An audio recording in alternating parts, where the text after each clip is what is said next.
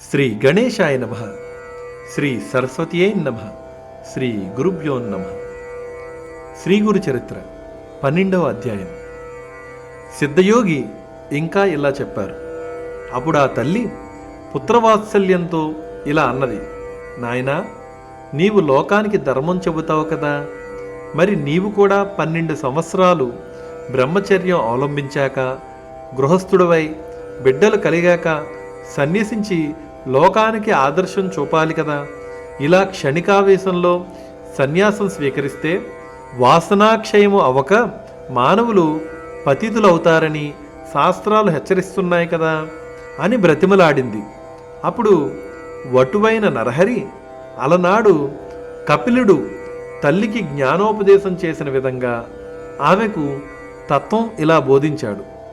అమ్మా, భౌతికమైన శరీరాలు వైభవము అశాశ్వతాలే. మరణం లేనివాడంటూ ఎవడూ లేడు.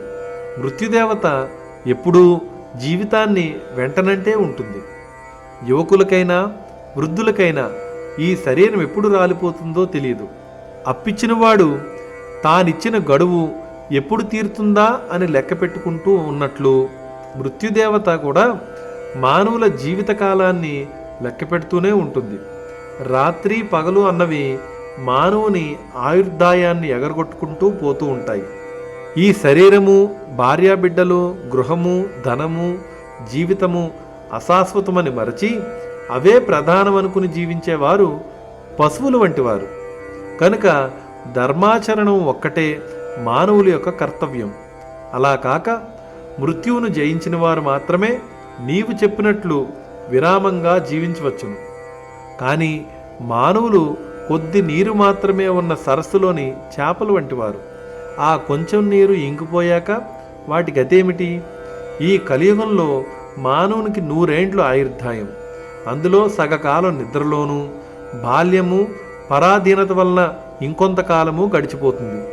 ఇట్టి జీవితంలో ప్రాప్తించే సంపద క్షణకాలం ఉండి వాడిపోయేదే. కాలచక్రం గర్భంలోని పిండములను, శిశువులను, బాలులను, యువకులను, విజ్ఞులను, దేవతలను, సర్వజీవులను మృంగేస్తుంది. దేని మీదైనా మమకారం పెట్టుకోవడం ఆత్మవంచనే అవుతుంది. దుఃఖాన్ని కొని తెచ్చుకోవడమే అవుతుంది. బయట చర్మము, లోపల మాంసము, ఎముకలు, రక్తము గల ఈ శరీరము నీటి బుడగ వంటిది.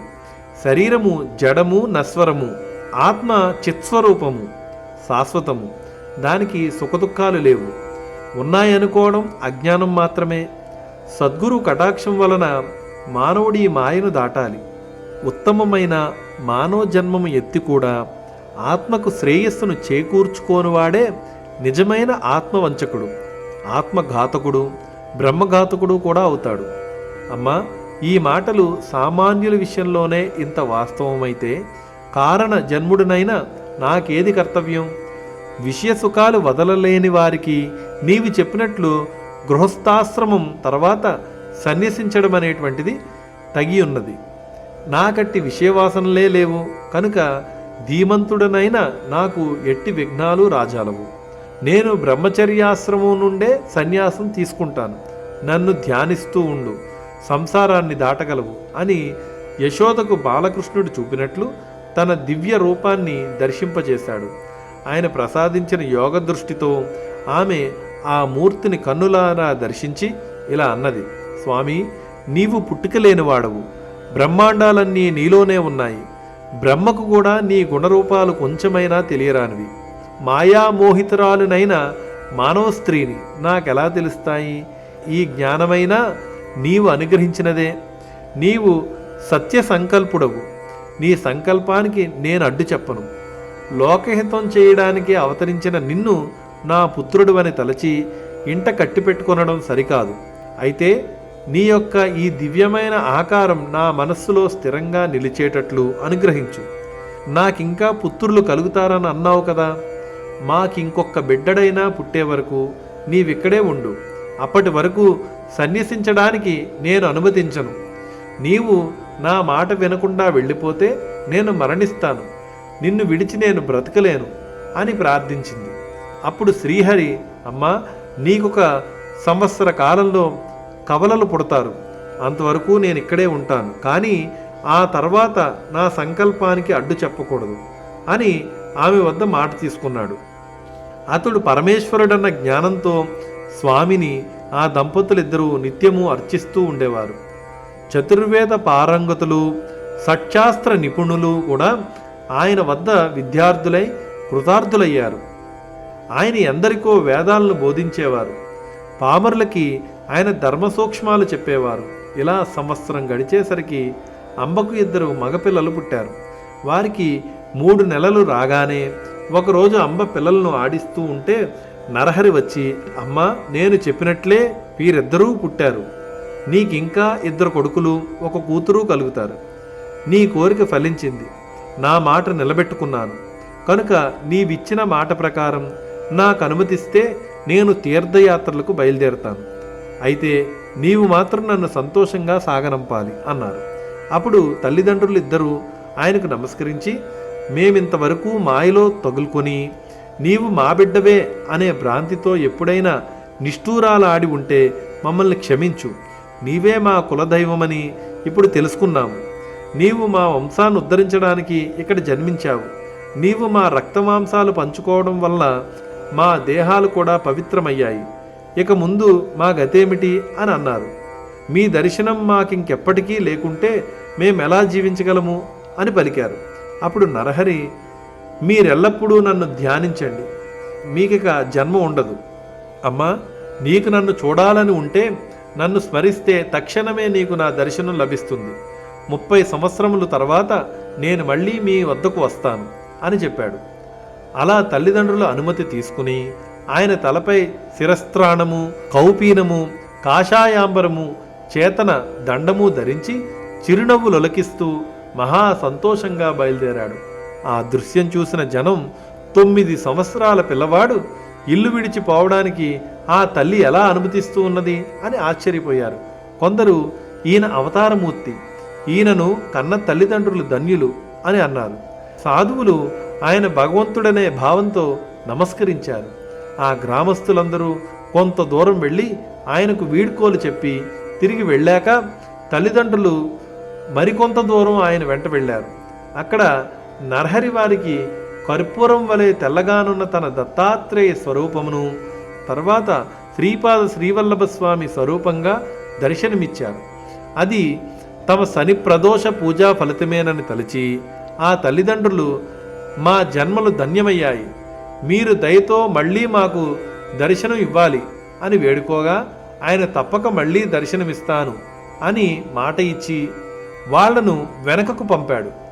ఆ దివ్య దర్శన ప్రభావం వలన వారు తమ పుత్ర వ్యామోహం మరిచి భక్తిభావంతో వెనకకు వెళ్ళారు. నరహరి బద్రీనాథ్ దిక్కుగా బయలుదేరి దారిలో ఆనంద కాననము అనబడే వారణాసి పట్టణం చేరారు. మొదట ఆయన గంగా స్నానం చేసి ఆత్మస్వరూపమైన విశ్వనాథుణ్ణి దర్శించారు. తర్వాత ఆయన అతడి యోగ్యమైన స్థలంలో వజ్రాసనం వేసుకుని ప్రాణవాయువును కుంభించి కేచరీ ముద్రలో నాదానుసంధానపరులై కూర్చుని ఉన్నారు. ఆయన నిత్యము 3 వేళల మణికర్ణికా ఘట్టానికి వెళ్ళి శ్రద్ధగా గంగా స్నానం చేసి వస్తూ ఉండేవారు. ఆ క్షేత్రంలో ఉన్న తపస్సులు, మునులు, సాధువులు ఆయనను చూచి ఆశ్చర్యచకితులయ్యారు. యవ్వనం కూడా పూర్తిగా రాకముందే అంతటి వైరాగ్యము, కఠోరమైన తపస్సు చూచి ఆయన యోగపూర్ణుడని తెలుసుకుని నమస్కరిస్తూ ఉండేవారు. అచ్చటి యతులలో వృద్ధుడు, శ్రేష్ఠుడు అయిన కృష్ణ సరస్వతి ఆయనకు భక్తితో నమస్కరిస్తూ ఉండేవారు.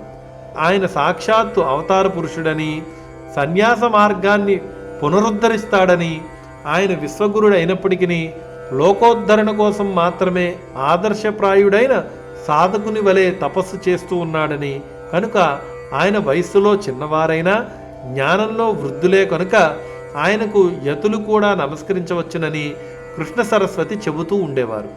చివరకు ఆ కృష్ణ సరస్వతి స్వామి ఆదేశానుసారం ఆయన శిష్యులు నరహరి వద్దకు వెళ్ళి నమస్కరించి, స్వామి, మీరు పరమేశ్వరులే కాని మానవ మాతృలు కారు. సజ్జనులను, ధర్మాన్ని ఉద్ధరించడానికి భూమిపై అవతరించారు. శ్రీ ఆదిశంకరులు స్థాపించిన సన్యాస మార్గం దాదాపు లుప్తమయ్యింది. దానిని మరలా మీరే నిర్దుష్టం చేసి విస్తరింపజేయాలి. అధికారులు కానివారికి ఈ మార్గము భయంకరమైనదైన బుద్ధిమంతులకు మాత్రం సులభంగా ఆత్మానందమిచ్చే ఈ సన్యాస మార్గాన్ని మీరే పునరుద్ధరించాలి. సన్యాసులమైన మేము ఇప్పుడు మిమ్మలను సేవిస్తే లోకనింద ఏర్పడుతుంది, కనుక మీరు కూడా సన్యసిస్తే మేము కూడా మీ సేవ చేసుకోవచ్చు అని ప్రార్థించాడు. నరహరి వారి ప్రార్థనను మన్నించి సత్సాంప్రదాయ సముద్ధరణ కొరకు శ్రీకృష్ణ సరస్వతీ పాదుకులను గురువుగా స్వీకరించి శాస్త్ర పద్ధతిన వారి వద్ద సన్యాసం స్వీకరించారు. అప్పుడు గురువిచ్చిన దీక్షానామం శ్రీ నృసింహ సరస్వతి. తర్వాత ఆయన కొంతకాలం కాశీపట్టణంలోనే ఉండి మానవులకు 4 పురుషార్థాలను ప్రసాదించగల వేదార్థాలన్నీ భక్తులకు ప్రవచించారు. అంతవరకు గురు కథను శ్రద్ధగా వింటున్న నామధారకుడు, స్వామి, నాకొక సందేహం కలుగుతూ ఉన్నది. విశ్వగురుడైన శ్రీగురునికి ఇంకొకరు గురువెలా కాగలరు? గురువును ఆశ్రయించి ఆయన సాధించవలసినది ఏమున్నది అని అడిగాడు. సిద్ధయోగి ఇలా చెప్పారు: పూర్వము శ్రీరామచంద్రుడు వశిష్ఠ మహర్షిని, శ్రీకృష్ణుడు సాందీపని మహర్షిని గురువులుగా భావించినట్లు శ్రీగురుడు కూడా ఈ శ్రీకృష్ణ సరస్వతీ స్వామిని గురువుగా ఎన్నుకున్నారు. ఈ గురు సాంప్రదాయం అనాది సిద్ధమైనది. దీనికి మూలపురుషుడు సదాశివుడు, ఆయన శిష్యుడు విష్ణువు, విష్ణువుకు శిష్యుడు బ్రహ్మదేవుడు. అటు తర్వాత గురు పరంపర ఇలా కొనసాగింది. బ్రహ్మదేవుడి నుండి వశిష్ఠుడు, శక్తి, పరాశరుడు, వ్యాసుడు, శుకుడు, గౌడపాదుడు, గోవింద భగవత్పాదాచార్యులు, శంకర భగవత్పాదులు, విశ్వరూపుడు, బోధజ్ఞానగిరి, సింహగిరి, ఈశ్వరతీర్థుడు, నృసింహతీర్థుడు, విద్యారణ్యుడు, మలయానందుడు, దేవతీర్థుడు, యాదవేంద్ర సరస్వతి, కృష్ణ సరస్వతి. ఈ కృష్ణ సరస్వతియే శ్రీగురుడని ప్రసిద్ధికెక్కిన శ్రీ నృసింహ సరస్వతి స్వామి యొక్క గురువు. తర్వాత శ్రీగురుడు తాము స్వయంగానే పవిత్రులు అయినప్పటికీ అనేక పుణ్యతీర్థాలను దర్శిస్తూ బదరికాశ్రమం చేరారు. తర్వాత ఆయన మేరు పర్వతానికి ప్రదక్షిణంగా సంచరిస్తూ సర్వక్షేత్రాలు దర్శిస్తూ పుణ్యతీర్థాలలో స్నానం చేస్తూ శిష్యులతో కలిసి గంగాసాగర సంగమం చేరారు. ఆయన మొదట గంగకు ప్రదక్షిణంగా ప్రయాగ వరకు తటాక యాత్ర చేశారు. అది కూడా గంగా ప్రదక్షిణంతో సమానమే. అందుకే ప్రయాగను కూడా గంగాసాగరం అంటారు. ప్రయాగలో వారికి ఎంతోమంది శిష్యులయ్యారు. ఆ క్షేత్రంలో మాధవుడనే బ్రాహ్మణుడికి శ్రీగురుడే స్వయంగా తత్వం ఉపదేశించి సన్యాసమిచ్చారు. శ్రీ దత్తాయ గురవే నమః. శ్రీ శ్రీపాద శ్రీవల్లభాయ నమః. శ్రీ నృసింహ సరస్వతియే నమః. శ్రీ గురు చరిత్ర 12వ అధ్యాయం సంపూర్ణం.